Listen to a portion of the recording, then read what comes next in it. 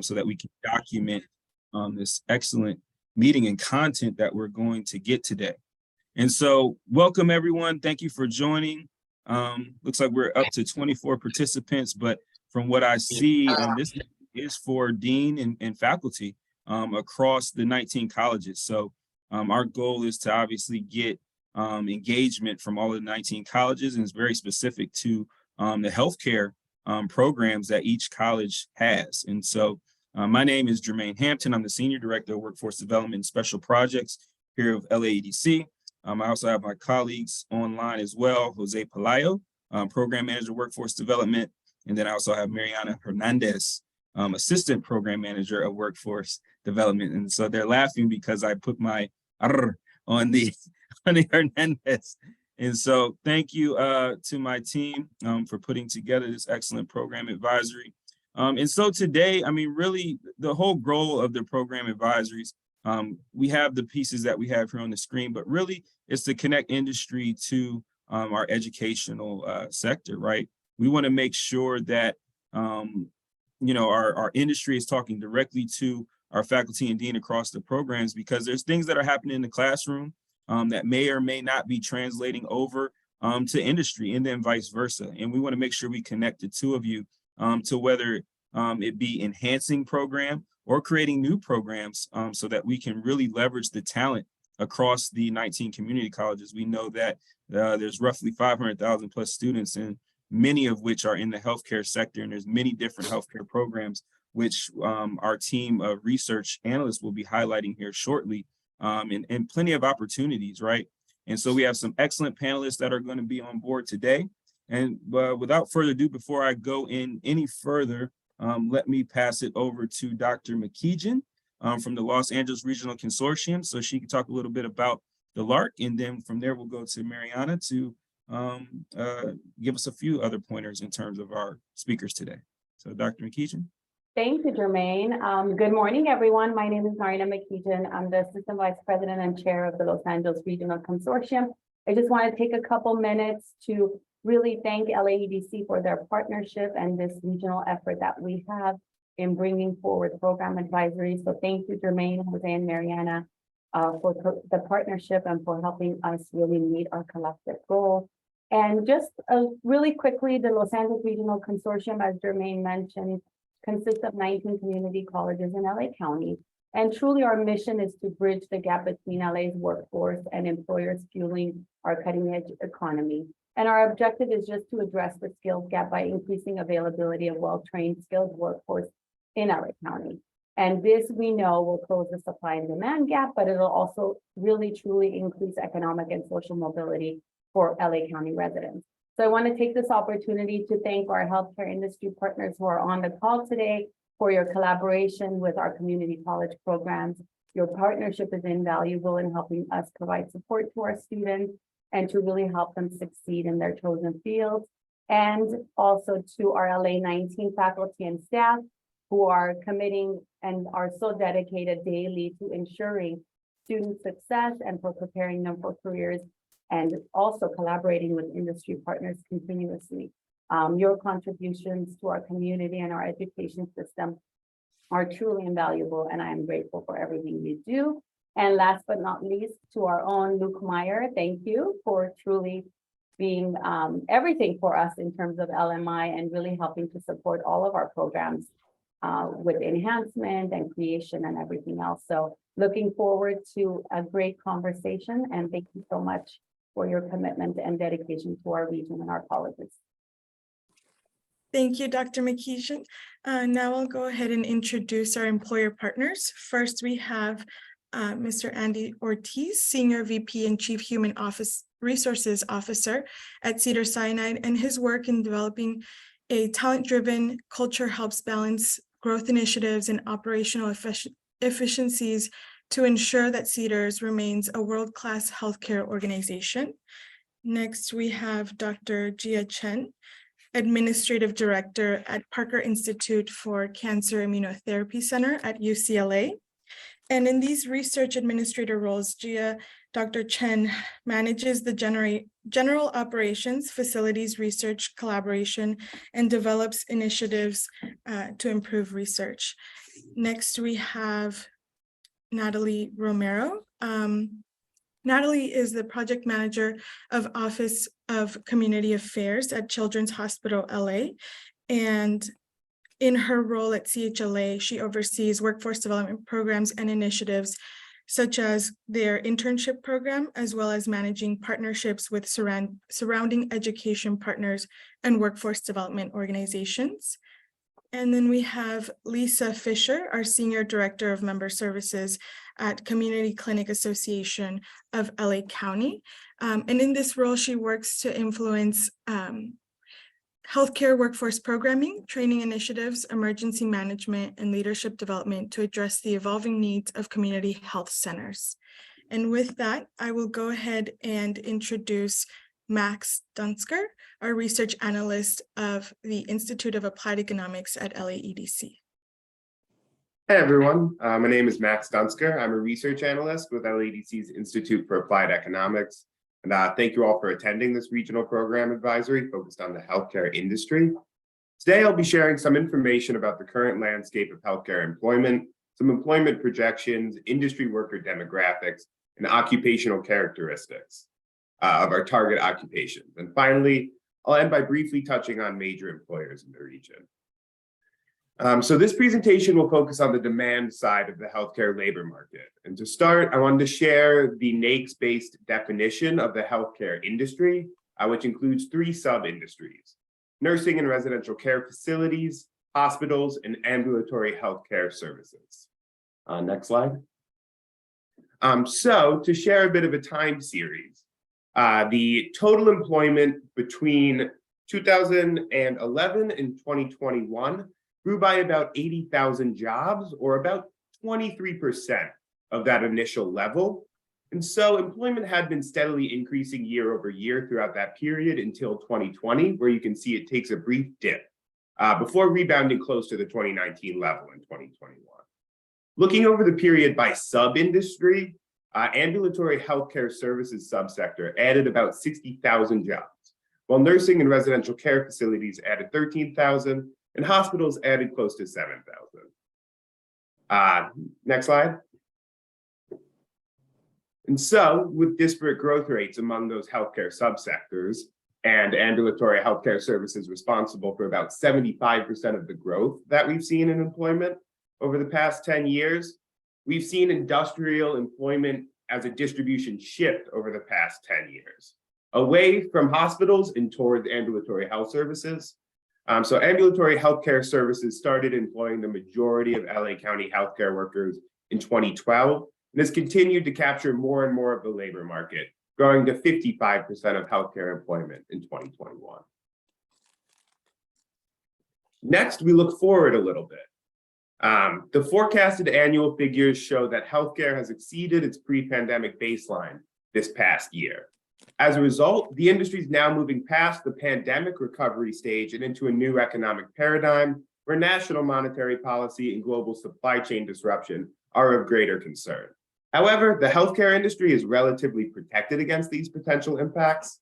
For more information on this economic paradigm and LAEDC's expectations about next year, our annual forecast event is being held tomorrow, where we'll go into some more detail about these type of topics. To get back to the healthcare industry, can you just hop back, Mariana? Yeah.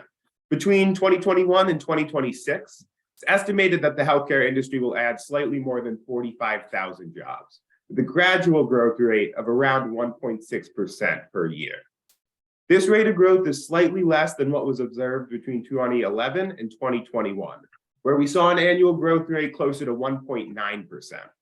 So there will be a gradual slowing of employment growth over the next 5 years. Next slide. And then once again, regarding these forecasts, we'll dive into the subsectors. And so the good thing to see is that each subsector is forecasted to have healthy job gains over the next 5 years, with ambulatory healthcare services adding 34,000 jobs, nursing and residential care facilities adding 7,000, and hospitals adding 4,000. while ambulatory healthcare services and nursing and residential care facilities are expected to add jobs at a rate of 2.2% and 1.4% per year, respectively. These rates are actually below what we've observed in the last 10 years. On the flip side, hospitals are expected to rise in employment by about 0.63% each year, which is slightly higher than the rate that we've seen in this past decade. So not quite to the extent of what we've seen over the past decade, but hospitals are expected to gain a greater employment share moving forward in these next 5 years compared to ambulatory healthcare services. Next. So for the next portion, what we'll do is we'll look at the demographics of the workforce working within these 3 NAICS subsectors, defined by what I outlined earlier. So this first one looks at the distribution of healthcare workers by age.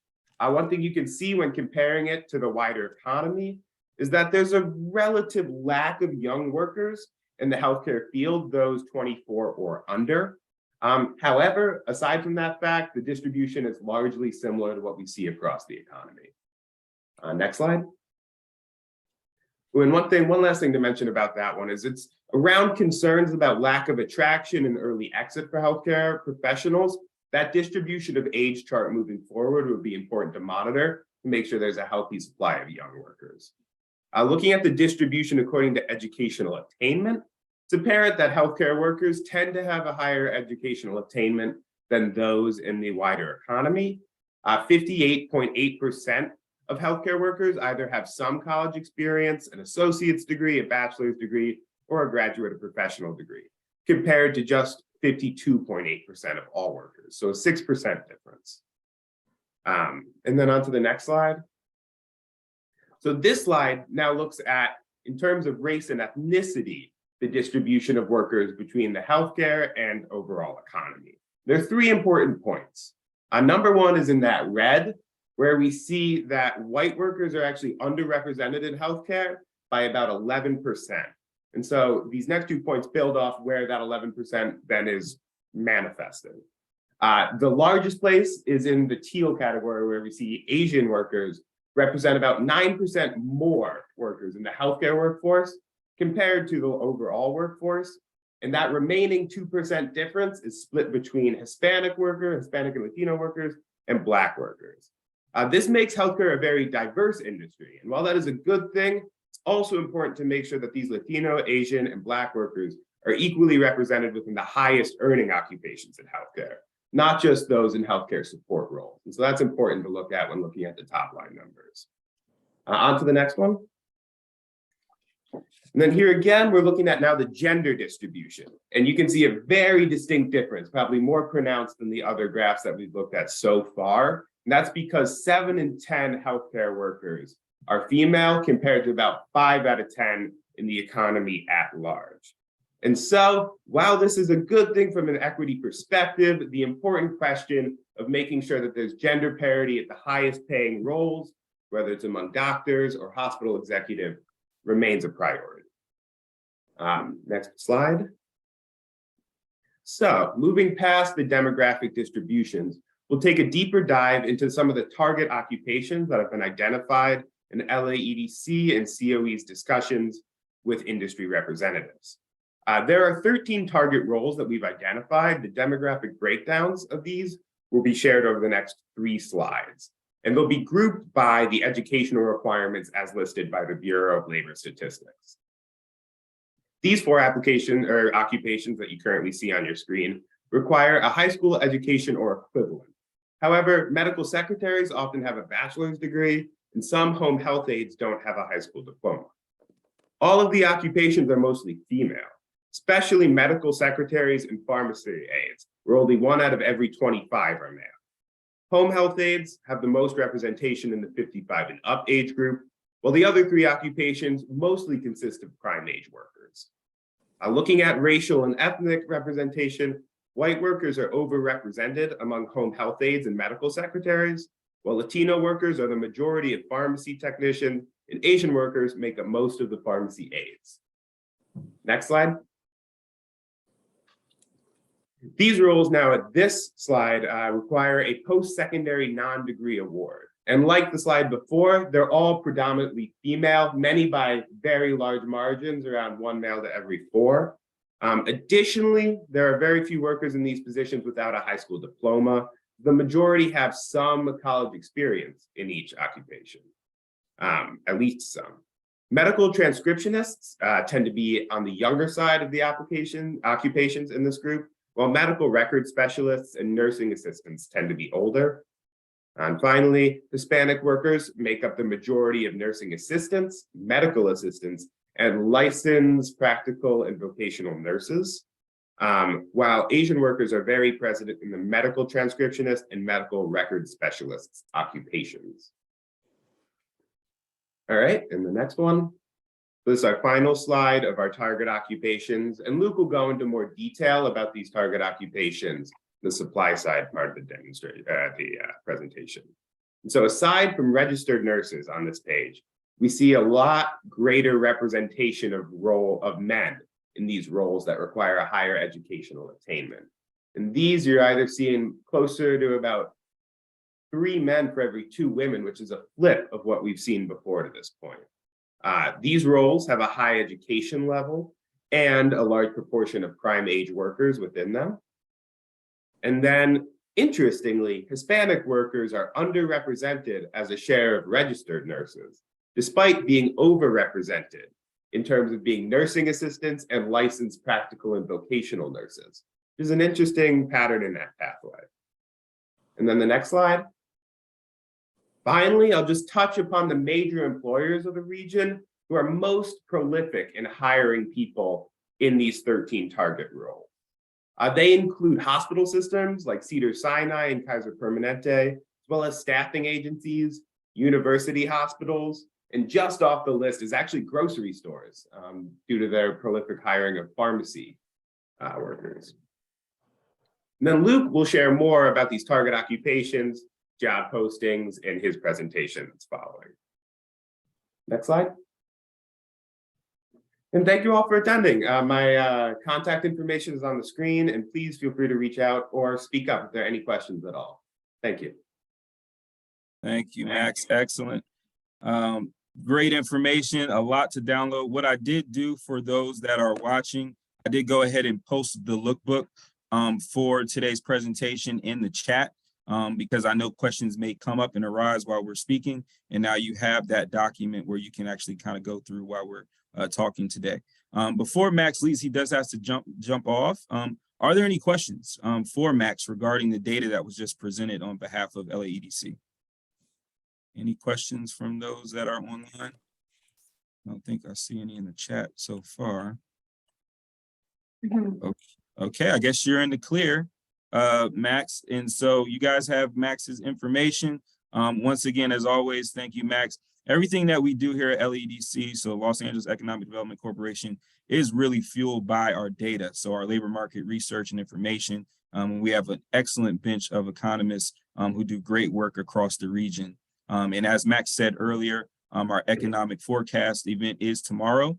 And I actually put the link for that as well for those that are looking to get more information about multiple sectors and multiple industries, et cetera, across LA County and how things are going to be looking moving forward for the next year in LA County. So thank you again, Max. And then I will pass it over now to Luke from the Center of Excellence. Thank you. Thanks, Jermaine, and thank you, Max, and good morning, everybody. Welcome. My name is Luke Meyer. I'm the director for the Los Angeles Center of Excellence for Labor Market Research. We provide labor market data for all the career education programs for the 19 colleges in our region in Los Angeles. So I will be talking about the programs, a high-level overview of the health programs offered by our 19 community colleges in LA. But please keep in mind, I am by no means an expert on these health programs. I see many faculty, deans, department chairs on here that know this stuff inside and out way better than I do. So I want to get through this quickly so that we can get to the discussion. So based on information provided from LAEDC and some employers on this call, the areas that we've identified for this program advisory are nursing, medical assisting, respiratory therapy, pharmacy technology, and radiologic technology. if you look in the lookbook on page 18, you can see all of the colleges in our region offering programs in that area. So that would be something employers would want to pay attention to. Next slide.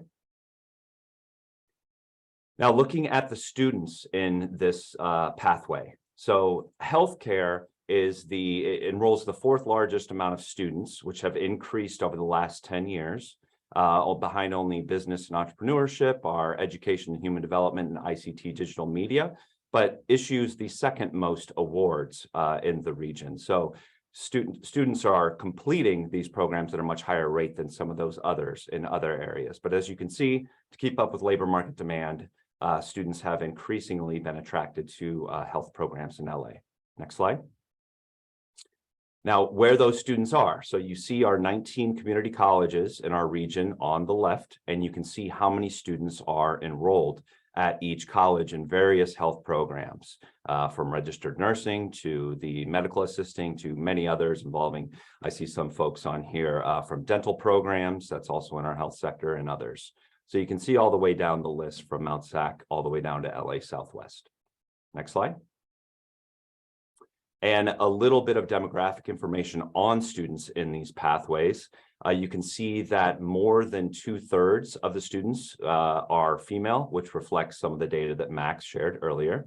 And you can see in terms of race and ethnicity, over half identify as Hispanic. And then you can see white, Asian, Black, and African-American, and so on and so forth on the right. And then in terms of age, Max was sharing the breakdown that compared to all industries, workers in health are a little bit older. Well, our community colleges enroll almost half of the students that are currently enrolled are under the age of 24. So we have a young supply of talent at our community colleges.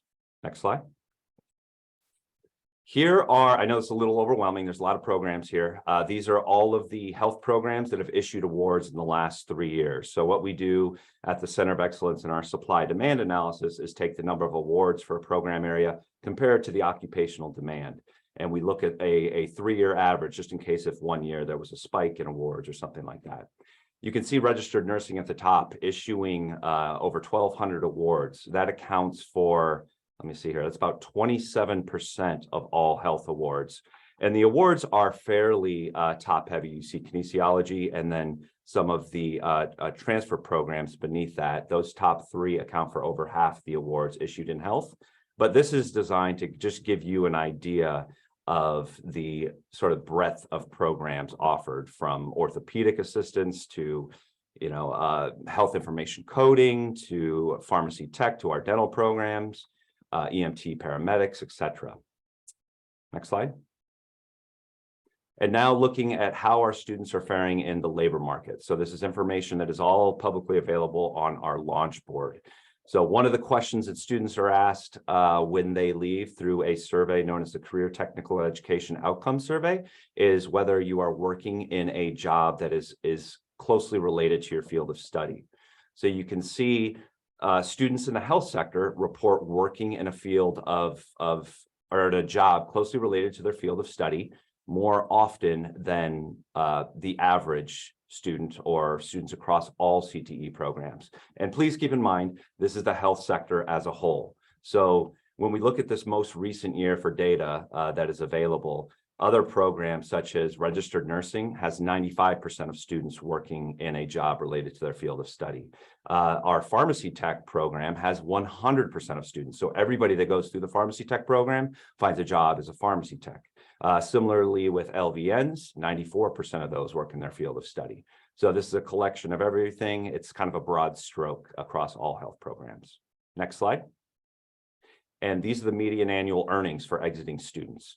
So students, after they leave their program, how much money are they making in the labor market? Now, again, this is an average across all of our health programs. You can see the most recent data. Students leaving health programs are earning on average about $2,000 less than others. If you go back to that last slide, thanks. And again, that's an average. Students leaving our registered nursing programs are earning upwards of $44,000. Our radiologic technician programs, students exit earning nearly $60,000. And then you have LVNs around $38,000. So you can see there are programs, how much a student earns is directly related to the program area that they choose. Next slide. And then the median change in annual earnings for exiting students. So what they were earning before enrolling in the program versus what they are earning after. And you see our health students are outperforming those on average across all CTE students, increasing their annual earnings by 28%.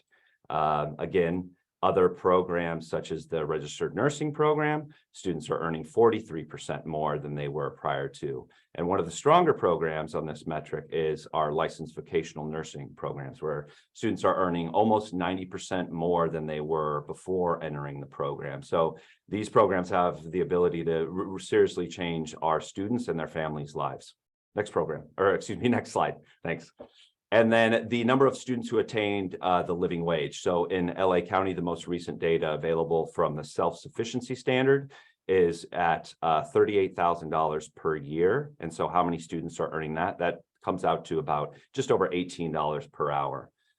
You can see in our health programs, it's pretty close to the all programs as a whole. Obviously, we'd like to see every student earning a living wage. But some of these stronger programs in here, again, rad techs, about 65% are earning a living wage. Our RNs is upwards of 56%. LVNs is right in the middle, right at 49%. Next slide. And now this, I know there's a lot in this slide, but this is those target occupations. So Max was discussing those. There's a few metrics here that you can look at. The first column, 2021 jobs. This is in LA County. This is the size of the occupation, how many folks are employed. So you see home health and personal care aides is a huge occupation, employing a lot of people, has seen a lot of growth in the last 10, 15 years or so. The next is 2026 jobs. So what that occupation employment base is expected to be in 5 years, the 5-year percent change. The number of annual job openings kind of right there in the middle, that is one of the most important metrics because that means a job opportunity for our students. And then the wage percentiles there, we use the 25th as a proxy for entry level. Then there's the median, 50th percent, and the experienced hourly earnings. These are for LA County, and you can see some of the numbers that jump out are in red. I highlighted those that are beneath the living wage standard of $18.10 per hour. And then there's only a couple occupations that are projected to actually contract with medical transcriptionists and pharmacy aides. So something to look at when you receive this later is, for example, home health aides. You can see that their wages do not increase over this percentile. So there's not a big variation in a starting, somebody with little experience to someone with a lot of experience. And you can see a lot of others as folks works in those, like you see pharmacy aides starting off below the living wage, but then once you gain experience or, there are pharmacy aides that get paid a lot better than some of those at the lower end. So you can digest this when the slides are distributed after this. Next slide. And then looking at those job postings that Max was talking about, this is looking over the last 12 months where we have data available, just under 154,000 postings total. You can see the breakdown. It seems that everyone is looking for registered nurses. There's traveling nurses, and I'm not going to get too deep into that. That can be part of the discussion. And as you can see, going down, LVNs are up there as well. And then our medical assistants, medical secretaries are near the top of that list as well. Next slide. Here are job titles most frequently reported that employers are looking for on the left. So you see registered nurses. That's not the only area of registered nurses. You see down near the bottom, there's ICU registered nurses, emergency room registered nurses, NICU registered nurses, and the telemetry registered nurses. Then you see nursing assistants, LVNs, and you can see the rest. And then the employers that have posted the most, so are looking to attract these folks up here on the right. It's not a left to right, like Cedars-Sinai is not only looking for registered nurses. This is just employers seeking a variety of roles. And they can inform us more about that on today's call. Next slide, we're almost done here. This is the advertised wage trend over the last 12 months. I would say take this with a grain of salt because this is all of these occupations. I did this in one run. So this combines the registered nurses with the home health aides, which isn't, fair to the registered nurses in some ways and whatnot. But this is just the average for those 154,000 postings, those that included salary information. And you can see over the last 12 months, the advertised salary has increased. So perhaps there's more incentive to attract some of these individuals. And then the postings by city, the lion's share, is no surprise, are in Los Angeles. And you can see the other cities down the line there. Next slide, I believe that is it right there. Yeah, so if there's any questions, I can take them now. If not, you can feel free to reach out anytime via email or call me on my phone there. If there's questions, go ahead and speak up. If not, I'm going to turn it back over to Jermaine and look forward to the conversation. Thank you. Great information. And thank you again, Luke, and then also Max, who was on before him. So any questions for Luke? I know Luke will still remain on the call, so feel free to put any questions in the chat. For those that might have just joined, because it looked like the number went up a little bit, if you could please put your school and maybe the program you represent in the chat. And then also, Mariana, for those that may have just joined, could you reshare the program lookbook with all the information that we're sharing today? And then also the economic forecast information for those that may want to get some more information about where the economy is going here in LA County as we have an event tomorrow. And so I guess also, Marianne, I guess you could probably stop sharing now, but just a few kind of level setting. We want, feedback. We want engagement here on this roundtable discussion that we're having here virtually. Once again, we have Andy. So from Cedars, if you could queue up and turn your video on, Dr. Chen from UCLA, and really everyone, feel free to turn the video on. Natalie from Children's Hospital, and then Lisa from Community Clinic Association. So those are our 4 presenters today, or panelists today.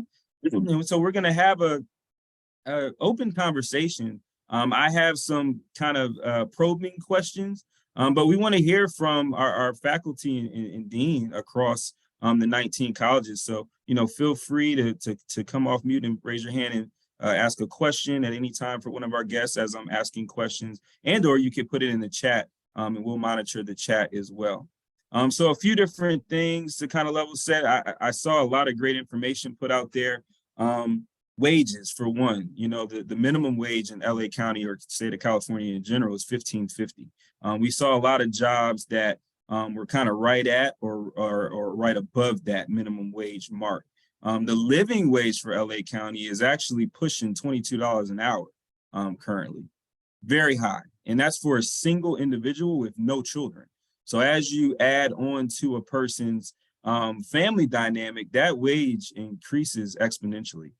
The reason why these things are important, why I always kind of bring these up, is because we want to make sure that folks have family sustaining wages as they go through programs and they graduate, and whether or not they go on to a university and further their skill set, or they go straight into a direct placement once they leave one of the programs at the colleges. We want to ensure that they can take care of themselves and their families, and they can flourish and live here and remain here in LA County and build a thriving future. And so that's one of the things that LADC focuses on, and we work in partnership with the colleges to bring that full circle. And so for the panelists, with all the great information and the data that we saw today, my first question I really want to throw out there, which I'm sure a lot of folks want to hear about, what are the top emerging trends in healthcare that community colleges should know about? I know we saw some data, but is the data reflective of what's actually happening live? And I'll start with Andy, and then I'll go to Dr. Chen, and then Natalie and Lisa. Great. Well, thanks, Jermaine, and thank you, everyone, for doing what you do for healthcare. I wanted to start by saying that we need you, and we need you now more than ever. Working for Cedars-Sinai, one of our big challenges is how do we have a trained, competent staff that's here for the long term? And what I want to say to the point of the data that's been shared so far, the data that I've seen feels pretty consistent with our experience here, which is there is a very large talent gap. And I know that all of the panelists represent a different part of healthcare. So I think, the part that I'm representing is the academic medicine, academic healthcare. And we're certainly really proud of our U.S. News and World Report rankings, #2 in the country, #1 in the state of California. And so that means for us, how that translates in the real world is we have really high standards. And what we're challenged by is, will we be able to continue to hire people at the standards that we've already, that we've enjoyed and have required of people in the past?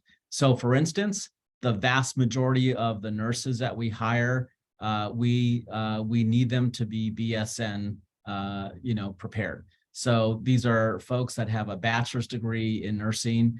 I forget what the number is, but the number of master's prepared nurses we have is, one of the highest in the state and probably even the country. So many of our nurses that work in the inpatient units have that requirement. And of course, what that means for us is it's more difficult for us to find those people. So we've been, in conversations here about, do we have to really look at our own expectations and figure out, are there accelerated ways for us to get, talent for the future with the skills that we need?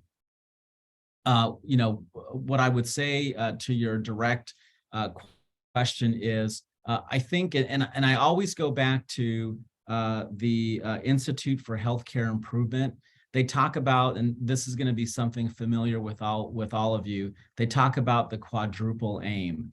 And I think that is such an important part of what we look for in healthcare providers today. So one is, are they trained and have skills and are prepared in improving population health?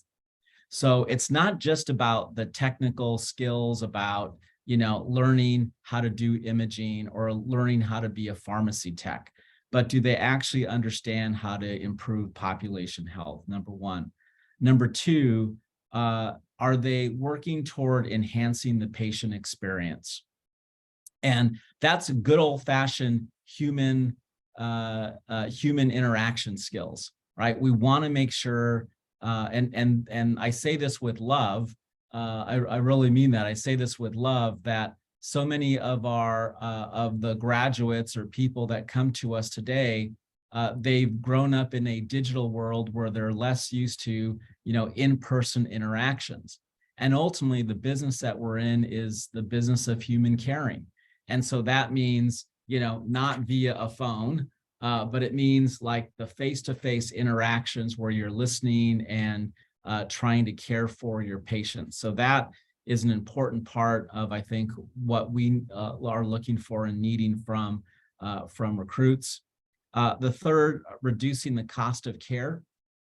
So we have to ensure that when applicants come to us, that again, they don't only have the expertise in their particular area, but they're considering, how do we continue to reduce the cost of care? I know just for Cedars-Sinai, given the demographics of where we are, our patients are getting older. And so what that means is many of our patients are on government programs such as Medicare, Medi-Cal, so the reimbursements are much lower. And so do we have healthcare providers that are working for us that actually are considering, how do we make care more effective at the bedside? So reducing cost of care would be a third thing. And the fourth thing I would just end with, and certainly want to hear from others, is improving the provider satisfaction and wellness. So are we actually training those providers to learn how to care for themselves, how to spot when their colleagues are in trouble and need help, And how do we enable that to happen? Because as all of you know, the pandemic, you all know too well, the pandemic has really put a tremendous amount of pressure on the healthcare world. And so we have lots of people that I read an article about, one of the fastest turnover rates in nursing are nurses under 32 years old. So they go get this tremendous training and education, and they've come here and decided, this is not for me. It is hard work. So have we been able to train our providers to take care of themselves and look to take care of their colleagues as well? So I'll stop there and hope that's at least an overview to get the ball rolling. But again, this is coming uniquely from my perspective, representing Cedars-Sinai and kind of the academic medicine front of things. Thank you, Andy. Dr. Chen, and then we'll go to Natalie after Dr. Chen. Hi, everyone. Thank you for inviting me to participate here in this very, I think, important and also timely discussion as well. So I think my co-panelists have a larger perspective than what I'm bringing here on the role that I represent here at UCLA. As I am really more on the ground level, helping with a research center at UCLA, and certainly is in terms of clinical research here. So working with our health system here at UCLA, but it's certainly a very narrow slice of representing what UCLA overall does. But what I could add to maybe in the conversation later is that my team do work with our system on the clinical research side as well as basic research side. And clinical research really means mostly on the regulatory science here. I am aware that we are in significant shortage of available candidates who might be able to fulfill our spots that we often have due to the fact that often once our staff is trained, they often have greater opportunities outside in the industry compared to our academic institutes. And so I want to at least raise the topic here that if you guys can train more students who actually have experience in regulatory science, I don't know exactly what the relative percentage in terms of healthcare is, but the need is very high from our perspective. So I'll leave it at that. I think my co-panelists might have larger, more perspective of the data that everyone is interested in. But if I can certainly talk a little bit more about the regulatory science needs here, as well as in terms of some of the more exciting manufacturing technologies coming out from the health science that also probably need staff that also can be trained at the kind of the college level. Thank you, Dr. Chen. And so what I heard is opportunity, and so the need for more clinical researchers. So, digging within your programs to see, how we can fulfill that gap with college talent. So moving to Natalie and then Lisa. Hi, yeah, thank you so much for having me. So I think that Andy really hit a lot of great points, and we share a lot of the same sentiment here at CHLA, but we're really looking at partnering with community colleges for this kind of creating pathways and this handoff from program to career. And I think that is so important because, like you said, Andy, a lot of the students that come to us, they are lacking experience in just basic professional development skills. And so we're looking at opening up our internship programs to create more of those professional development readiness and just kind of exploration programs so that when they are in a career, we're not experiencing this turnover. And so I think that really just creating that relationship with community colleges so that we're able to provide, whether it be shadowing or just simple career exploration. I think that a lot of students think healthcare is just nurses and doctors. And so there's a lot more opportunity even in administration as well. And a lot of our students who come through our internship programs find that they're shocked by being interested in like healthcare finance, for example. And so we really just want to open up our doors for that. And I think that that's been our focus in the past year so that we can ensure we have that retention and we're filling our high need positions. Absolutely. Thank you, Natalie. So, a couple of things is, really informing the community of what the opportunities are and helping them learn. That's one thing that LEDC tries to do in partnership with the colleges. I put a link in the chat to Gladio LA. That's one thing that kind of helps the community to learn more about different occupations in different sectors as well. And so I want to pass it on to Lisa. Lisa, I really want to hear from you because I know you're partnered with Cedars, you're partnered with Kaiser, and you have clinics all throughout Los Angeles County with an abundance of opportunities. So interested in hearing your take on this. Thanks for that. Yeah, and thank you for inviting us here. It's great to be here. And I do want to echo, some of what I heard already from the other panelists about the skills building. The Community Clinics Association, just to kind of give folks a little background, we have 66 member clinics across LA County that represent about 400 service sites, so clinic sites. And this is primary care, the first place I think folks are walking through the door to access care. Many of our clinics, they are built from the community and represent the community and kind of are unique to them. So there's not kind of one answer to what we're seeing in community health centers. One of our sayings is you've seen one health center, community health center, you've seen one community health center because they're all so unique. But one of the things that I think we're seeing a lot of is with transformation of care. I think, looking at sort of CalAIM, also population health management, and for us, the alternative payment methodologies, it's really going to change. It's transforming our workforce a little bit in the coming years as these changes are happening. And I think we continue to need, medical assistance. We continue to need front desk folks. We continue to need dental assistance, and all across, I think, like Natalie said, there's people from front desk to physicians that we're looking to hire at the community health centers, and we have those opportunities.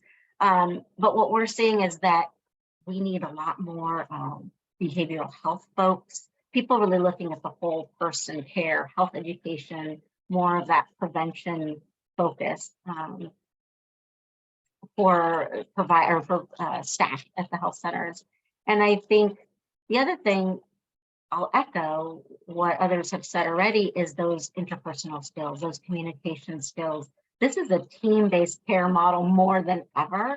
And it's not only that patient communication and relationship building, but also internally. I think being able to know what they're looking for, what does it mean to be in a healthy workplace, to feel well, to be able to, care for the person who's caring for others, and a lot of that kind of work to help these new staff coming into what could be really demanding workplaces with high need to have the tools to see this trauma, these layers of impacts and public health issues that are impacting the community. So I would say it's some building skills from the get-go, but also some retraining and upskilling folks who are already there to sort of prepare for this transformation of care that we're really rolling out. Excellent. Thank you, Lisa. So what I heard is upskilling, reskilling are a huge need. Also heard the need for more soft skills development. And so I don't know how much is happening in the classroom. I'm sure it's quite a bit from some of the folks that I've talked to across the community colleges. And so that's good to hear that, kind of the same things that folks are thinking on the industry side are happening in the classroom, I think. One comment that I saw here from Dr. Riley from Cerritos is pay is one of the challenges of recruiting students for programs like medical assistant and pharmacy tech. And so, Dr. Riley, I don't know if you want to elaborate on that, and maybe Andy or Lisa, et cetera, Natalie, if you want to comment, if there's a change coming and a pay increase for those types of opportunities, because we know a lot of folks go into those opportunities, especially those not just at colleges, but also some that are duly enrolled at our American Job Centers of California. There's a lot of training programs that are essentially on that eligible training provider list. So a lot of folks go from disadvantaged communities from those avenues as well. So Dr. Riley, did you want to elaborate some? Sure. Yeah, just looking at the wages that you were showing for positions like medical assisting, pharmacy technology, they're not meeting that basic living wage in Los Angeles County. And, you know, when students hit an obstacle in a course and something becomes really difficult, their motivation to continue in the course is really limited when they see they can go work for, you know, a fast food restaurant or in retail and make as much or more than they would having to go through this educational program. Absolutely. And so one of our guests, maybe Andy, did you want to say you come off mute? Did you want to speak to that? Yeah, happy to. And by the way, Dr. Riley, I chuckled internally when I saw your posting, because I can only imagine what a challenge that must be when, you know, you're trying to encourage people to look at healthcare as a career, and they say, well, wait a minute, you know, I can go down the street, you know, In-N-Out Burger, I can, you know, make more at In-N-Out Burger than doing this, going through all this training and education. You know, one of the things from our perspective, and I actually happen to have some data that I'm happy to share here. So our allied health professionals, so for us at Cedars-Sinai, this includes imaging techs, clinical lab scientists, pharmacy techs, respiratory therapists, and rad techs. Those 5 positions are an area that there's increasing demand for us. And so what we did was we looked at those jobs, you know, our allied health positions in particular, and looked at how much could you make if you were in that position? And so each one of those positions, like a clinical lab scientist, as an example, there are 3 levels. So and at least this is how we do it at Cedars-Sinai. There's level 1, 2, and 3. And for each of these jobs, there's 3 levels. And so when we looked at that, we saw that compared to non-allied health professionals, so non-allied health are going to be our food and nutrition workers, our EVS technicians, you know, our phlebotomists, you know, those kinds of folks, the most that they can make, so the top of their levels is $55,000 a year. And so that's someone who is fully competent, very experienced, and probably has been here for a lot of years. Well, that's not, you know, a ton of money when you think about the amount of years of experience that we're talking about here. For those allied health positions, our maximum for all 3 of those levels is $158,000.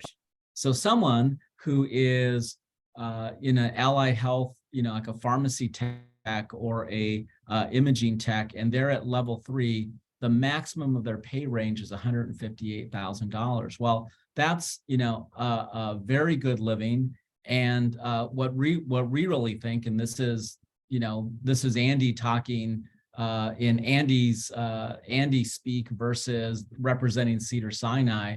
But from my perspective, like, that's the work that we have to do. If we can create, that's really where health equity matters. If we can provide good paying jobs for people to raise a healthy family.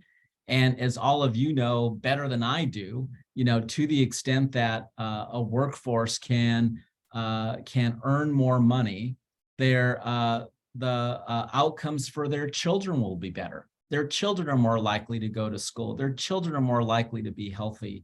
All of those things really matter here. So, you know, we've made a commitment as an organization to invest in our allied health professionals. And so, again, not that this is a commercial for Cedars-Sinai, because I know we all face the same challenges, but we think that there's enough demand in these allied health jobs where the wages are higher. And again, the numbers I quoted you, those are at the maximum range. So I want to also be realistic that everyone, if you come out of a pharmacy tech training program, you're not going to walk into a job making 158. But there's a potential to get there with years of experience and the appropriate education. Thank you, Andy. Lisa or Natalie or Dr. Chen, did you want to add anything? I Sure. would like to, oh, Go ahead, Lisa. Sorry. okay, thanks. I just would like to add that I think one of the things we've seen is with the new Pay Transparency Act, that has definitely changed what people are kind of seeing what the competition is doing, and it's raising. I think, you know, a lot of the talk of the $25 an hour minimum wage. Also, I just came out of a meeting where people were saying, yeah, our MA start is 23 right now. It's moving to 24 next year. And so that's entry level. I'd say also for the MA specifically, it tends to be an entry point into our clinics with lots of room for mobility outside of even doing MA, but working in other, I know stories of MAs who are now clinic managers. So the potential of kind of staying in, I think the thing that's really different too about working as a medical assistant, I'm just using this one as an example because you brought that up, is that it's a career, it's not a job. So there's a lot of growth, benefits are great, there's investment in professional development, and there's just a lot of opportunity for growth. So I would say I see that changing, especially too, as we look at transformation, because it does lean more on kind of the support team, the whole team, to provide care. So there becomes diversity of opportunity for learning to, as you expand skills to meet patient needs. Natalie?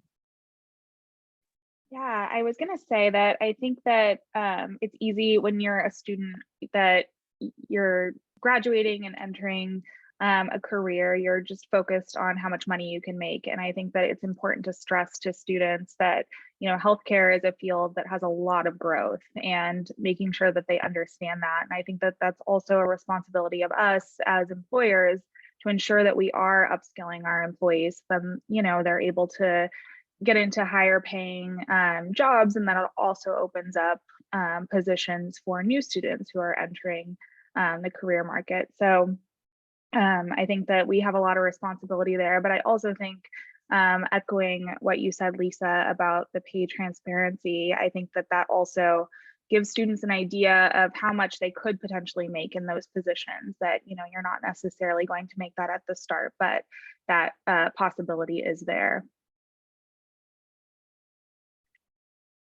Absolutely. Thank you. You know, one thing I just wanted to highlight, and I know Jose's on here, who also was on American Job Center. I know we have a few other folks, Department of Economic Opportunity. I think South Bay Wib is on here as well. One thing we see a lot in the job centers and colleges, a lot of young women in particular, particularly those with children, they go into those medical assistance opportunities and, you know, medical billing and coding, you know, et cetera. Certified nurse assistants, like those are a lot of kind of the go-tos, typically because they can get those programs paid for by WIOA funding. A lot of times there's grants and scholarships that take care of the funding to go into those opportunities. But as we see, they don't pay quite as much. I've heard upskilling and reskilling is a pathway ahead. You know, Andy or Natalie or Lisa or any of our guests who want to kind of answer, you know, if someone goes into that particular opportunity, what is the next kind of step or that next kind of opportunity that can take them from that $15, $16 an hour wage directly into the next? Like, what's the career progression, and what can the colleges do to kind of support that? Yeah, maybe I'll jump in. I also just want to, Lisa is my new best friend, because this is what I've been, you know, talking about to lots of our staff here. So Lisa, I'm going to bring you in at Cedars-Sinai and have you start talking here. You know, we really need our frontline employees to understand that this is a career, and that, you know, there are stepping stones along the way, which include, by the way, there has to be continual development along the way, right? So this is not, I'm going to do my 6-month MA program and I'm going to be a medical assistant and I will never learn anything ever again. It's like, no, this is about you. You know, if you want to continue growing and developing your career, which we know is exciting and motivating to people, then there's steps that you have to take. So it doesn't end there. And so that's where, from a, you know, when I think about how the community college, you know, system can help us, I know so much of our work that we've been talking about here today has been, how do we get, you know, students through a program so they can get employed? But what about those individuals who are already employed? How do we continue to upskill them so that they're ready for the next step? And you know, that's really because so many of our workers, you know, speaking for Cedars-Sinai, so many of our non-allied health employees, it's a very diverse population. So lots of Latinos, Latinas, Black employees, you know, lots of diversity there, females. And so we have to be able to help provide a bridge for them so that they can continue learning and growing. And that might mean going back to school and continuing with their own education and showing them that if you do continue with your own education, there are continual opportunities. Part of the example I always use is, if you're a phlebotomist at Cedars-Sinai making $18 an hour, that's like a starting point. And if you go back to a community college and get trained as a pharmacy tech or get trained as a respiratory therapist, you know, really the sky's the limit for you. There's much more opportunity and earning power for you. And wow, wouldn't it be great if we can take a phlebotomist who understands the dynamics of working in a patient relationship and understands what it's like to go in and wake up a patient in the middle of the night to take blood from them, and all the dynamics that happen in those moments, have them understand what those are. It gives them an advantage because they understand the care setting and they understand what's required, and certainly additional education would help them. So that would be one thing I'd love to see is how do you partner with Cedars-Sinai, for instance, for our existing employees and help to provide additional education and pathways for them for future. Absolutely. And I got a real quick, Dr. Young has a question. Dr. Young? Oh, just a comment. I think this is one of the undervalued and overlooked resources that the California community colleges can provide, because we can engage across our network of community colleges. We can engage in contract education with partners. So if you have an incumbent group of workers that you want to upskill in a specific industry or area, we can do partnerships specifically for cohorts of employers to upskill those groups, which are not in conflict with our interests as working as a public educational institution. So we do have that in our capacity as well. Excellent. And one thing I wanted to bring up, and this is really for Dr. Chen and others, and I mainly said Dr. Chen because you brought up the need for researchers, right? Because I was kind of perusing, because we have 4 guests here from major, you know, healthcare entities that have an abundance of job opportunities, both entry, middle, and high skill. But when I looked on like Cedars, for instance, and even on CHLA, and then I also looked on UCLA, there's a high need for clinical researchers. You know, out of all of the jobs, there's a really high need. And then once you drill into that particular occupational, you know, demographic, there's different opportunities. So, you know, Dr. Chen, could you kind of talk a little bit about that? Because I'd love to see how the community colleges can essentially support that need. Sure. So let me first echo what I heard from both Lisa and Natalie and Andy as well, in terms of the growth rate, the growth opportunity. I will just add to the fact that that is actually our challenge from the employer perspective. The pressure of turnover and the desirability of the staff being trained and getting experience, because it's such an experience-oriented skill set in the clinics, that once they are trained in any of our academic institutes or private hospitals or clinical setting, that their skill set is so valuable that we as employers often have the issue of the turnover. And so we're driven by those pressures to actually increase our salaries, but also continue to try to recruit and attract staff.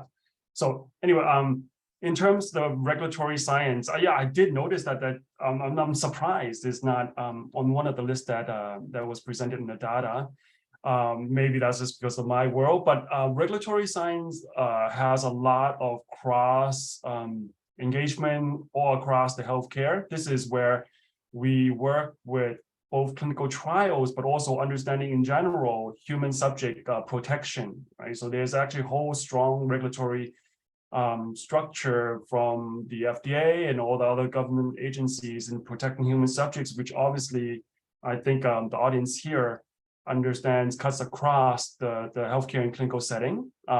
For us specifically, it's crucial to be able to run clinical trials or working with the biotechnology, pharmacology industry in developing drugs, right? Because that's the translational from the clinic to the science, then to the manufacturing, and all that requires a good understanding of the infrastructure. What we are seeing is that we often have to train all that skill set in-house. It's very, very challenging to find anyone that comes with a good knowledge of what the regulatory structure is to be able to very quickly adapt to a position that we have available. And so we end up hiring folks who just are smart, and then we train them, and we spend a good effort of 6 months to maybe a year, depending on the situation, to train them. And then once they get that skill set, again, they're super highly valuable to the industry, and they get a better position with better salary, then we have to retrain again. So that's a challenge that we have. I don't want to bore everyone, since clinical trial might not be the only thing that's of interest to everyone here. I can go into detail, but I will just kind of frame it that way.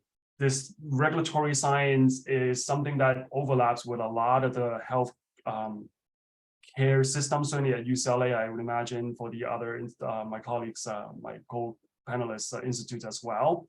And if there are some basic training that the students, the candidates can come with, I think it'll be very helpful, certainly from my perspective. And real quick, Luke, I don't know if you can look it up while we're looking. I'm not sure the best program alignment offhand, but I'm really wondering what the best program alignment would be in terms of an individual that we could get interested in these types of clinical or academic researcher openings, because like I said, UCLA has several, CHLA, all of our guests, that are here today have several. And I put an example here from a clinical research coordinator, which appears to me to be an entry-level position somewhat, with a little bit of experience required. So just really wondering, maybe Natalie, because I saw CHLA had, several openings as well. Could you kind of elaborate on what you're looking for in terms of a, entry-level clinical researcher? I know we heard from Dr. Jermaine, before you get into that, I'll take a look, but I believe Dr. Young probably has more insight into that. He's got his hand up. Perfect. Oh, yes. Yep. Dr. Young, go ahead. Yeah, a lot of the research positions do require most of the candidates to have a baccalaureate degree that are offered. I'm highly familiar with the regulatory side of it. So usually there's a baccalaureate degree, and I think one of the things in terms of getting a candidate pool is that exposure, right? So we need to have that early exposure, even if a student is looking at a career path that is going to involve regulatory science or that particular pathway, there has to be early exposure. It's one of the reasons that even the four-year institutions have a hard time recruiting their own students into the field because there's not a lot of early exposure for this specific area.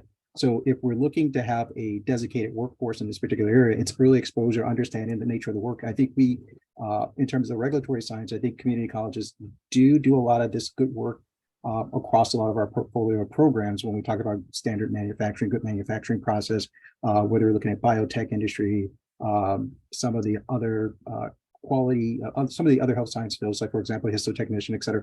They have that background. However, there's still additional more education that's needed.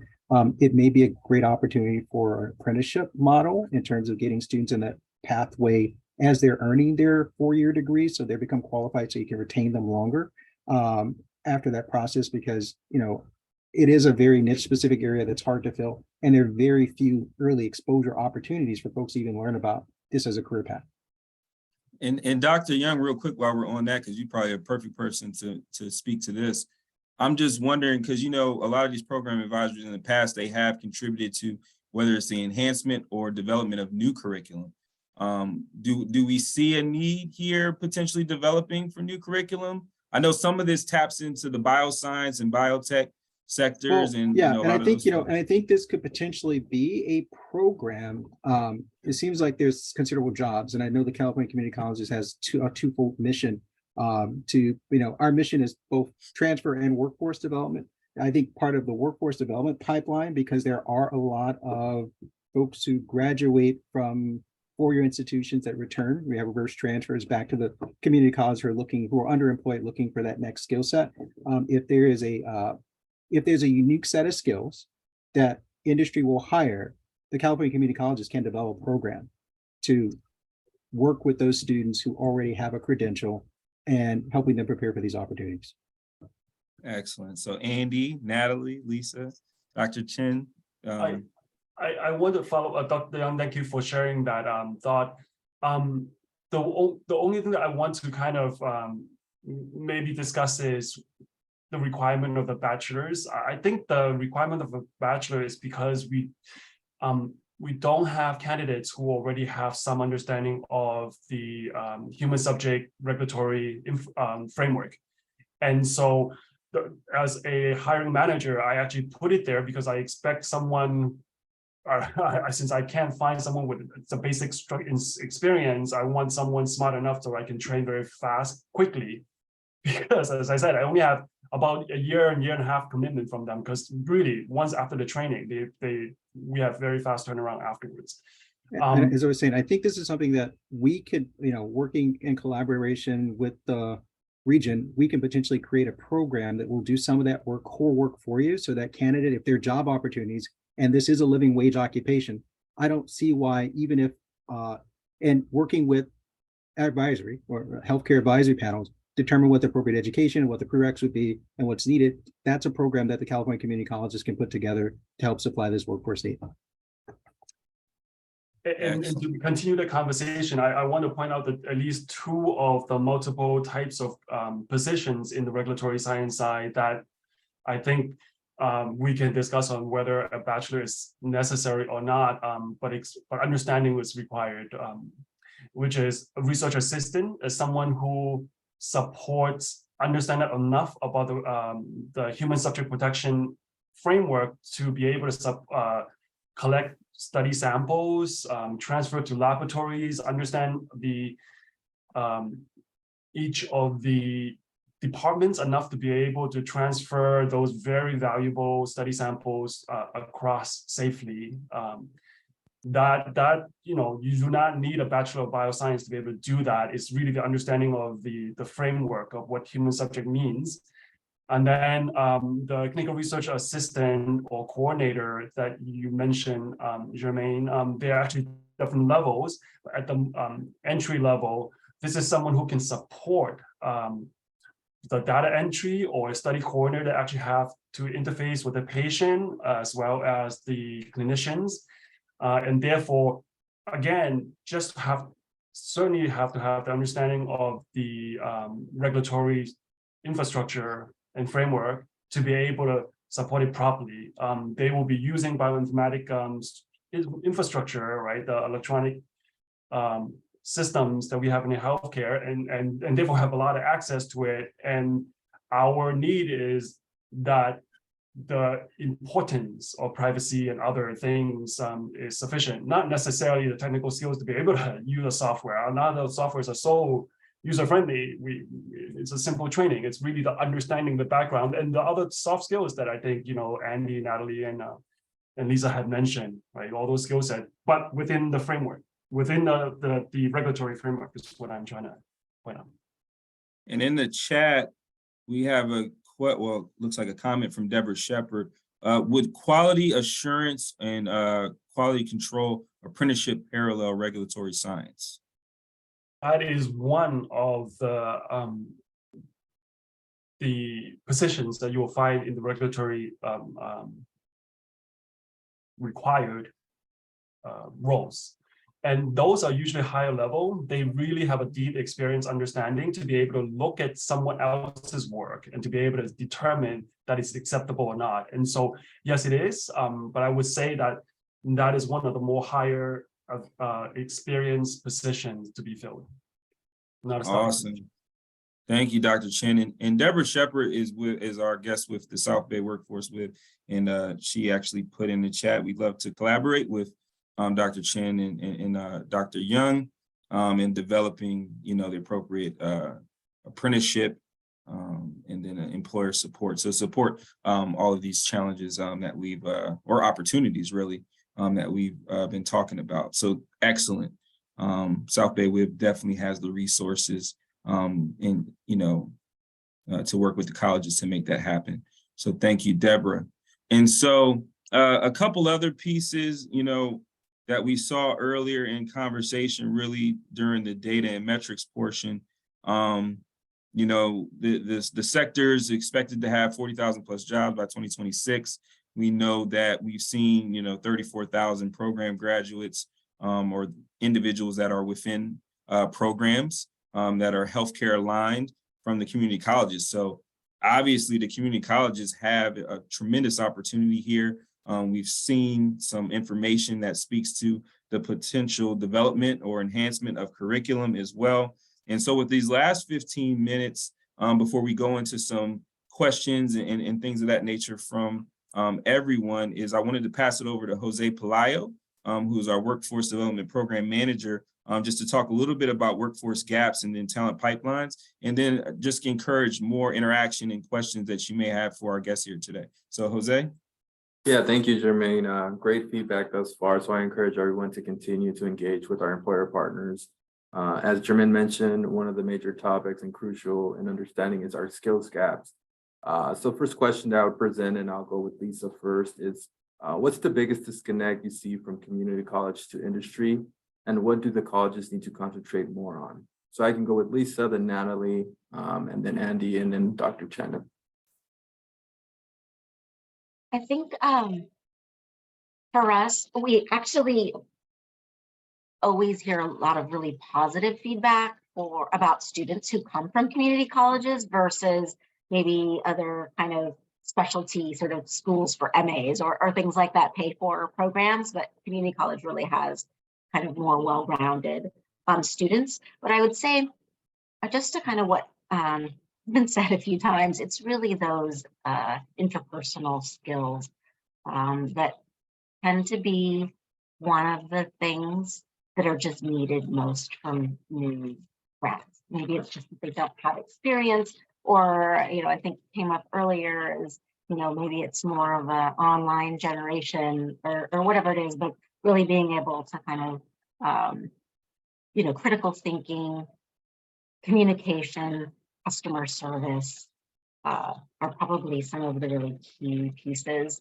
that with those, most skills can be built and really helps new candidates have success. Thank you, Lisa. So I know it's been echoed a lot, interpersonal skills, and I know the community colleges do a great job of offering workshops throughout, but it's definitely a focus that we can kind of build on. And I'll pass it on to Natalie so she can add on. Sure. I think that going off of what Dr. Young said, exposure is so important. And we're in very close proximity to LA Community College. And so we're working on designing those type of apprenticeship and shadowing programs, or even just hosting a class at CHLA for exposure. I think there's something that's so important about being in a hospital setting when you're learning. And so creating those exposure opportunities for students is really important. Thank you, Natalie. And then I can go to Andy if you want to add anything. Sure. Just one add. I think I'm building on what everyone else has said. So yes, on the, we're in the business of human caring. So lots of human interaction skills is important. I think the apprenticeship internships are critical. We've got to get people into the hospital setting or the outpatient setting so they actually know what the work is. And also, we've started doing something newer here, just in our effort to try to lock in folks. So we have lots of students that do rotations here and internships here at Cedars-Sinai. We have taken the step to hire them before they passed their licensure requirements. And so we have done that. So I think the ask would be, once they complete their educational requirements, is there an opportunity to help those students prepare for and pass their licensure requirements, so that, once we hire them, we're hoping to lock them in, but we're waiting for them to pass their exams. So we need them to, we have our fingers and toes crossed that they're going to pass those exams. So, is there an opportunity, and maybe all of you already know that, yes, there is, or stuff that you all do. I'm just not aware of that. But if there's one area to emphasize, it would be helping to ensure that the students actually make it all the way through passing their licensing exams. Thank you, Andy. And I know Dr. Young has his hand raised. So Dr. Young. Quick question. We've heard a lot about soft skills. Are we talking specifically interprofessional soft skills, or are we talking patient-centered soft skills, or both? For me, I think it's both. So, and I don't want to sound like an old person, but I probably can put myself in the older person category in my life, or more experienced person. But I think that many of our younger students, or many of our younger applicants or employees, they've interacted, in the world via electronic devices. And so, are they able to actually show up in a way where they're giving eye contact, where they're listening, where they're understanding, and not only from a understanding the patient perspective, but just from a health equity standpoint. You might be faced with a patient who might speak a different language than you, or have a different cultural background.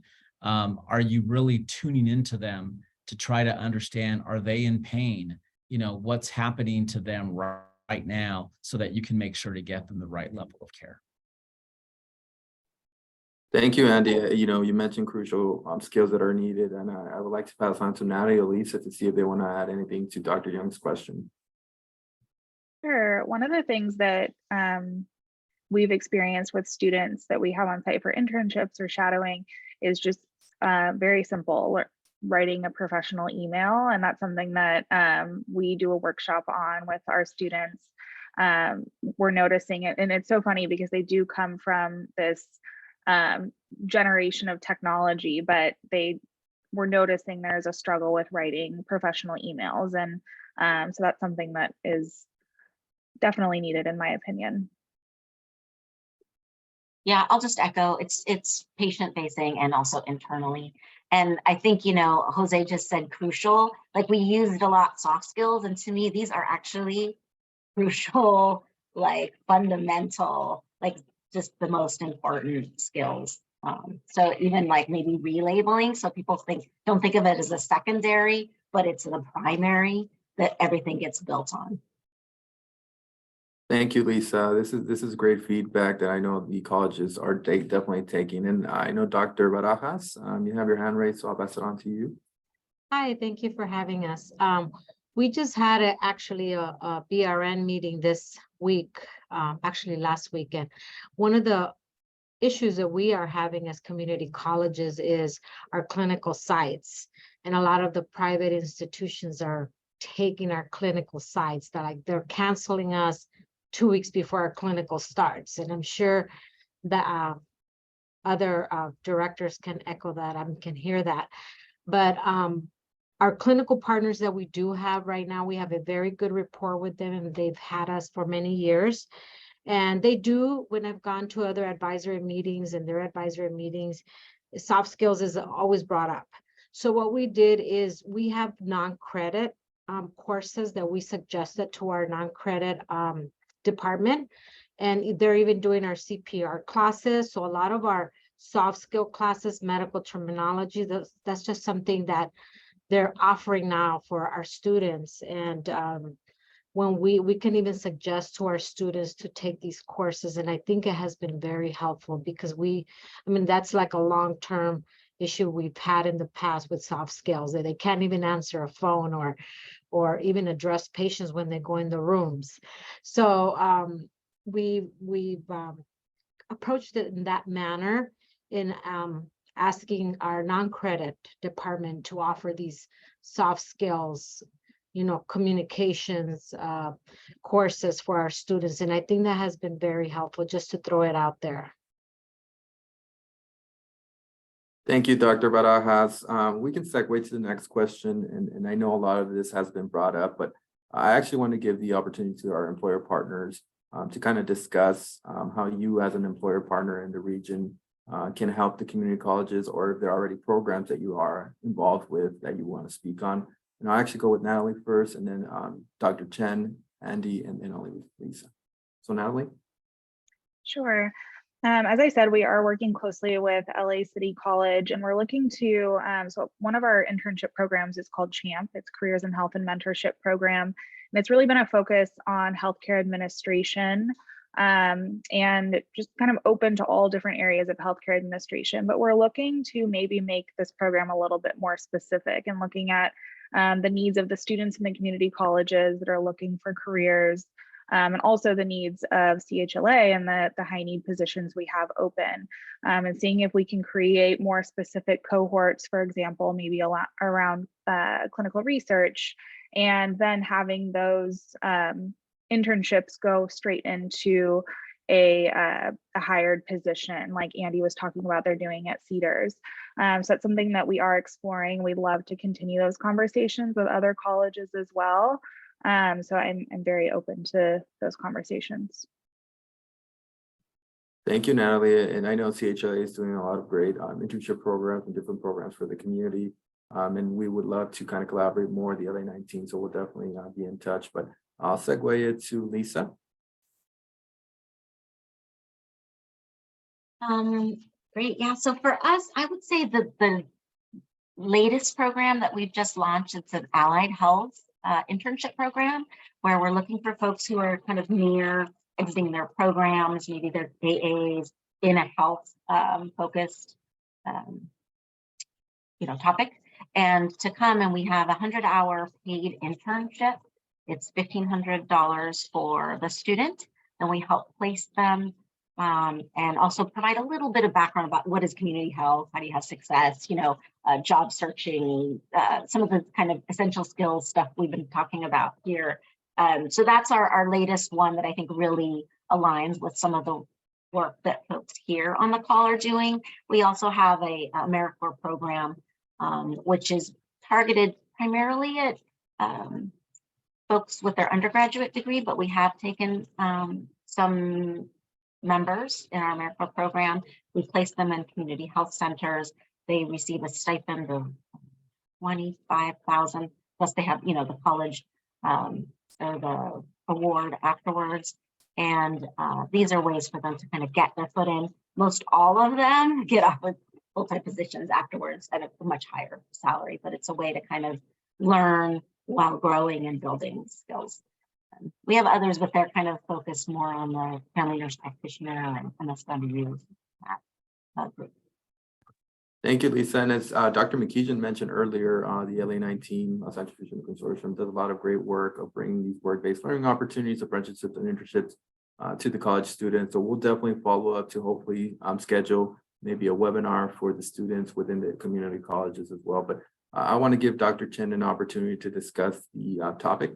Dr. Chen? I don't have as much information to share here, but overall UCLA health in terms of what our health system work, how our system work with our community college partners. I'm sure there are, but I'm just not familiar with it. What I could say is in terms of the research side, both clinical research as well as translational research. We have often programs that tries to recruit summer internships for training, mostly on the translational research side instead of the regulatory science related career positions. That is more challenging, and to be able to connect it to the actual activities internship. So that's what I can share. Thank you, Dr. Chen. And actually, I want to ask Andy something. So as you may know, 17 of the 19 community colleges offer registered nursing programs. And I know Cedars-Sinai has a need for registered nursing. So Andy, if you can speak on the incentive bonus for hiring for that specific position and the process in itself. Sure, yeah. So what my message always is to whomever I talk to is for those that produce nurses, that help us, train nurses for the future, keep doing more and more, faster and faster. All the data that I see, and just from my experience, being here at the medical center, is that there's a generational shift happening. More and more nurses are retiring younger or deciding to make different choices about how they're going to spend, the rest of their career. So there's definitely the demand is real and alive. We have sign-on bonuses for registered nurses of $10,000, and in some cases, as high as $15,000 for things like ICU nurses, et cetera. So, I know that we happen to be fortunate to be able to budget and pay for those. Not everyone, does. And so, but the demand is very high. And so we still have that need. Like I said, we are looking at, do we look at our standards? So again, our typical profile of hiring a nurse is someone who has a Bachelor of Science in nursing. But we're looking at, do we just hire a registered nurse? We certainly hire LVNs and RNs. They might start in our outpatient clinics, and once they receive their BSN, then they become, we can move them over to an inpatient opportunity. But there's definitely incentive to hire those folks, and please keep growing them and producing them, and we will hire them.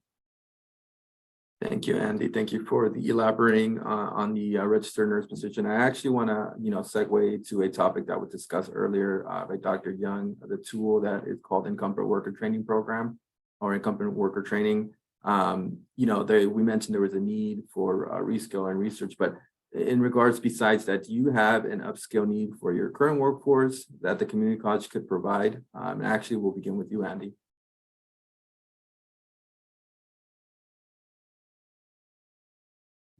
Sorry.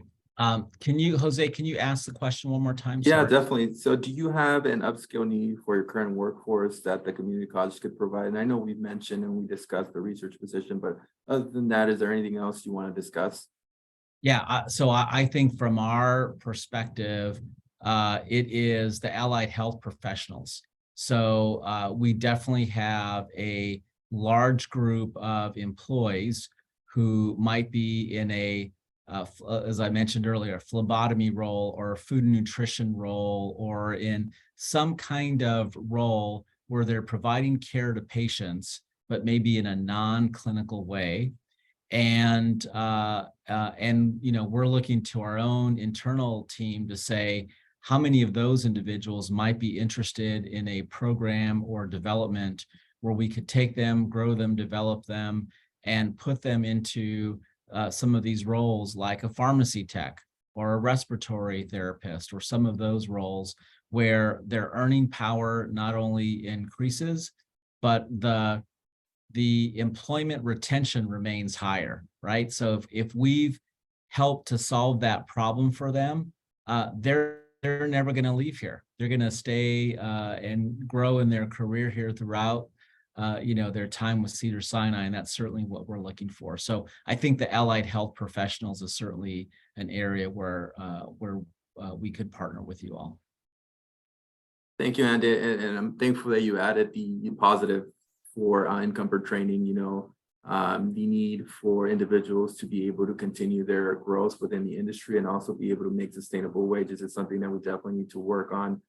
So thank you so much. I actually want to segue to Lisa if she wants to add anything or add on to Andy's comments. Yeah, I guess I would just echo what Andy said for the allied workforce. And I think, without being like a broken record over here, but I think one of the things is kind of building those project management skills, building those kind of leadership skills. One of the things we know is good managers keep people happy and in their positions. So, we have folks who are really good at their job and you think, hey, that's who I want to promote. And then they don't really have the skills to be a supervisor or a manager. So I think some programs that kind of focus on that would be helpful to help folks to take that next step. Thank you, Lisa. Yeah, that's a lot of that goes unnoticed most of the time, but that's also very crucial. Some of those training that's needed for individuals who want to take the next leap and maybe go into leadership role. Natalie, is there anything you want to echo or comment? Sure. Yeah, I mean, upskilling is always needed. And at CHLA, we recently launched a program we call Kaleidoscope, and we take cohorts of team members at CHLA and kind of do just that. So they're mentored by leaders at CHLA and kind of help them throughout their education pathway.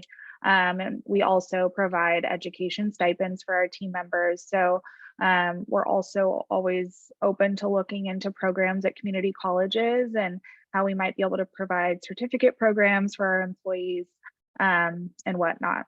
But yes, always a need for upskilling. Well, that's actually fantastic now that you guys already have established that type of program. I know Dr. Young has his hand raised, so I'll pass it on to Dr. Young. Once Dr. Young's finished, I'm actually going to open it up to dialogue from our participants here. So it's an open chat to kind of go in and ask away. So Dr. Young? Yeah, I was just dovetailing some of the conversation about the management pathways. I know in the allied health sector, there's nothing I think that I've ever heard of that's been intentional in terms of the educational management sector, but most of the times the allied health professional ends up in a management role if they've been at the organization for a number of years.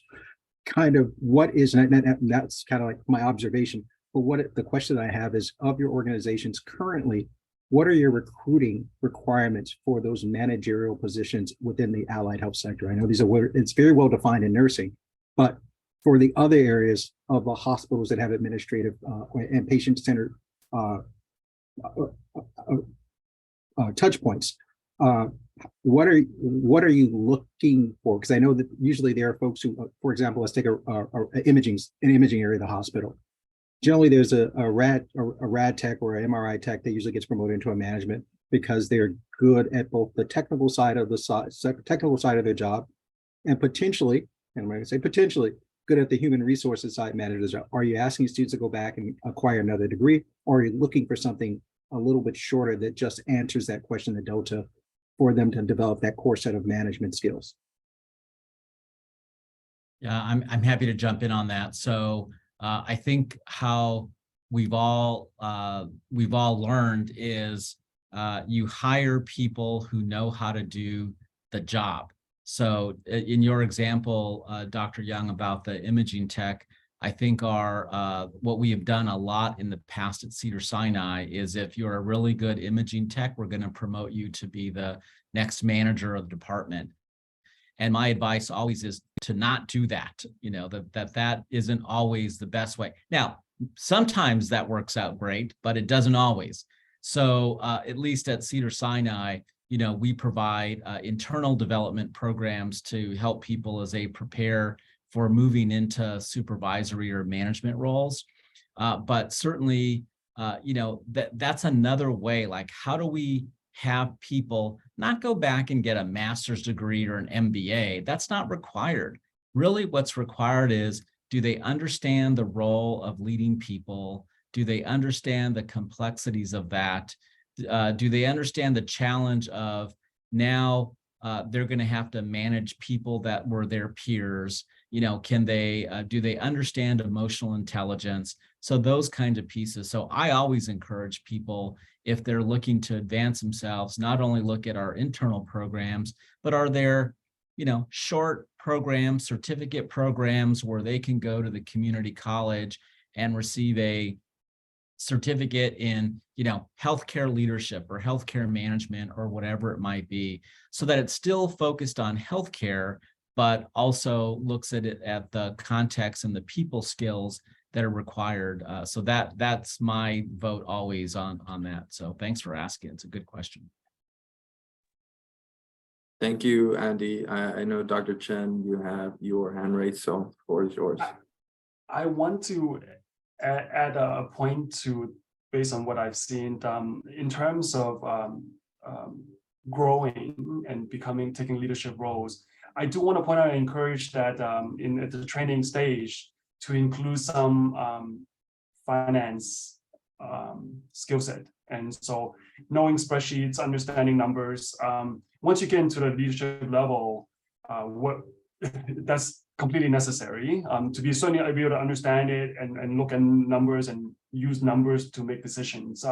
What we are finding often is that when we want to promote somebody, if they do have a weak skill set and understanding the finance so quickly and grasping it quickly by looking at spreadsheets, numbers, things like that, that is a challenge. And that's much harder to retrain internally. Our internal programs much more focusing on leadership skills, management skills, supervisory roles. But if you don't have the basic mathematical, financial skill set, that's much harder to help. I just want to add. Oh, yeah, sorry. Go ahead, Lisa. So Andy, Dr. Chen, yes, and also I would say evaluation. Being able to kind of look back, what's working, what's not. Look at that data. I think having that kind of critical sight to be able to say, how do we elevate our team, or how do we help each person grow, and that training, that comes with that as well. Yeah, I know Dr. Young, you have your hand raised. Yeah, one of the things that immediately brings to mind, since we have employer partners on the call today, would that be something that you're interested in helping us develop so that you would have participatory ownership of a fundamental? Because I'm looking at the mid-range, and I think it's absolutely correct, because what happens is we have a lot, we are great producers of initial workforce and ongoing workforce, but when they hit mid-career, right, they're looking to move up within the organization and industry, but that's not the primary focus of what we're doing when we train, our initial training. So is there something that we can partner with you to develop for all those mid-level healthcare providers, right? So mid-level health professionals that would allow them to move to that next tier of their career journey that would be endorsed and supported by the organizations that they would look for and say, okay, that has value and authenticity. That's something that they could stand behind as looking, and not a great cost. Because I know that once again, when you talk about cost containment, if a candidate gets an advanced degree, they want you to pay for whatever that degree costs, and the skill set that's needed may not substantiate or require that advanced degree. It requires some additional training. So is that something that would be something that we can work collaboratively across our region to help develop? Yes, I vote yes. Yes. Fantastic. It seems like we have two employer partners who are very interested, Dr. Young, Natalie, Dr. Chen. I don't know if you have any comments. I think that's a great idea. I just need to work. I'm not in a position at UCLA Health to be able to kind of make that answer, but I think if I find you the right person, Dr. Young, I'm sure UCLA team would support that collaboration, because I think that's a need. As I mentioned, at least specifically to that topic of there are certain skill sets that we don't internally have great skill sets to train, and having a partner like yours and like community college partners here, absolutely.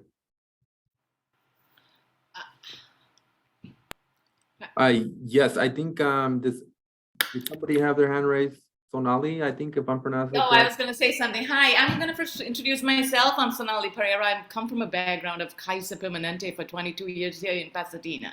I currently work as a program director for Glendale Community College, and I've developed the program. We have medical coding assistants, medical assistants, healthcare administrators, and currently developing another program called Healthcare Navigators.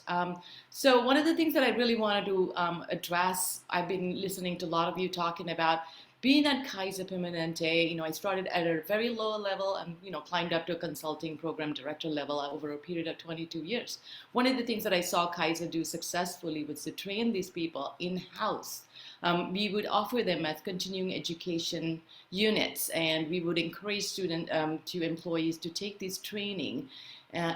Periodically we would go to different departments as the leadership training and offer these training. We would take like 10 of them, offer them during the day, offer them lunches, and provide these support, especially like emotional intelligence.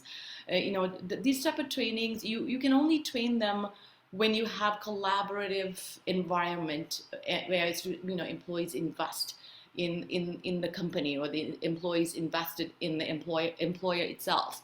And that's really important, that we understand that when we are training these people, we have to show how well we are invested in the company and the employee itself. So it's a collaborative partnership. And I think if we have that opportunity at a community college, we should make that triangle, the employee, the employer, and a community college. We should be able to get these things addressed. No, thank you, Sonali. I appreciate the feedback, and to echo what you said, I think CHLA and the employer partners here are already in the track to establishing that, what you just mentioned. So again, what I heard is a lot of interest from the employer partners, Dr. Young, to show some type of initiative in collaborating to figure out the skills gaps need. But again, I'll segue to Jermaine for closing remarks. I just want to thank everyone for your participation. Jermaine. Thank you, Jose. So, big thank you to the LARC, our employer partners here on the call today, and obviously to all the faculty, deans, and staff across the LA 19 community colleges for joining the conversation here today. I've heard a few different things. There's a feedback poll that's coming up right here. Couple of different follow-up pieces. We will be providing, some minutes to this meeting today. Mariana Hernandez will be taking care of that. LARC will make the program lookbook or report that has all the information, data, and then also the bios of our speakers here today. We'll be providing that on their website, but we also did provide that in the chat, so all of you should have access to it currently. And then this recording will also be made available for those that weren't able to attend, or if you just want to go back and kind of take a look. The other piece is kind of action items. I saw a lot of communication and the willingness to collaborate on potentially bringing new programs to the colleges, which obviously is one of the many different goals of these program advisories, to enhance or in some cases develop new program or curriculum to help support the talent that we have coming out of the community colleges. So this is great that this discussion has led into several opportunities. And thank you, Dr. Young, for stepping up in kind of furnishing those needs and the willingness on behalf of the colleges to proceed with a lot of these things. I know that Cedars, Children's, UCLA Health, and the Community Clinic Association, I know they're more than willing to support the initiatives and to support the college students to make sure that they have equitable opportunities to go into all of these different occupations that are available. We saw so many, I put it in the chat, between Cedars and just UCLA Health alone, 1,000+ opportunities, Children's 400+ opportunities, the Clinic Association 100+ opportunities. We know that Kaiser is part of this, even though they're not on the panel today. They have another plethora of opportunities that are available as well, and we'll be connecting them also. And so this is great information today. I do want to open it up. I don't know if anyone has any additional questions. We're 7 minutes before the hour that we're supposed to be concluding this meeting. Are there any other questions, comments, suggestions? Going once, going twice. I had one more comment. Please, go ahead. Sorry. So I was thinking about, I mean, what a lot of folks said, but Natalie said something about the certificates, building those in. And, you know, thinking of if we did build some kind of a management kind of program, you know, for new professionals or whatever, is maybe making each of the skills with certificate. Folks like certificate. It really shows that they've accomplished that. And some of the things that I was thinking about that are helpful both for patient facing and internally are motivational interviewing. I think that can be something that works really well. It could be a certificate. Things are development around trauma-informed care. Is something I think you could learn. It could be a kind of a unit. Also payer management, case management, and then kind of the other pieces of sort of like evaluation, like how does it work? How do you do it? Data and data review, you know, looking at data, what is good data? Why do we use data? You know, just understanding all that. And then of course, just justice, equity, diversity, and inclusion, really having a unit on that. It's so important. It is what everyone is looking at to really make sure we're elevating our workplaces and making a more positive experience for our workers and our teams. So those are just some of the pieces that I thought could be great certificates of sort. Absolutely that. And I do want to concur with that motivational interviewing and harm reduction piece. I've been involved in those trainings and actually have a certificate in both myself. And I can tell you they go a long way when you're dealing with disinvested communities, when you're looking at that equity piece and making sure that individuals have opportunities and are thriving. Because a lot of times what we all have to remember is that as our college students are coming to campus and they are dealing with different things personally in socioeconomic status, right? A lot of them are underemployed or unemployed altogether. And so when you're talking about a student body that's across 19 colleges of roughly 500,000 students, you can imagine some of the struggles and the things that folks are going through. So having that, you know, acumen is huge, and investing that same belief in those different things into our students is huge because they can take that with them everywhere they go. I'm a workforce development and economic development professional, and I use, you know, harm reduction and motivational interviewing all the time.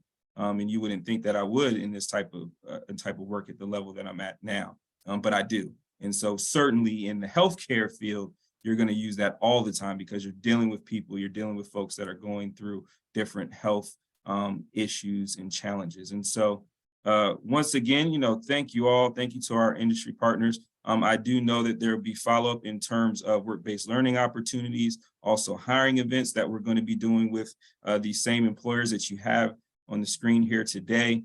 So once again, just want to thank everybody. I don't know if there's any other questions, but once again, we will follow up. And if you have any questions, I know my information has been shared. Mariana Hernandez will be following up as well. The report is available. And obviously, you know, I want you all to enjoy your days. And I'll give you 4 minutes back, and thank you all so much for joining. Nice meeting everyone. Thank you. Thank Thank you. you all. Yeah. Take care.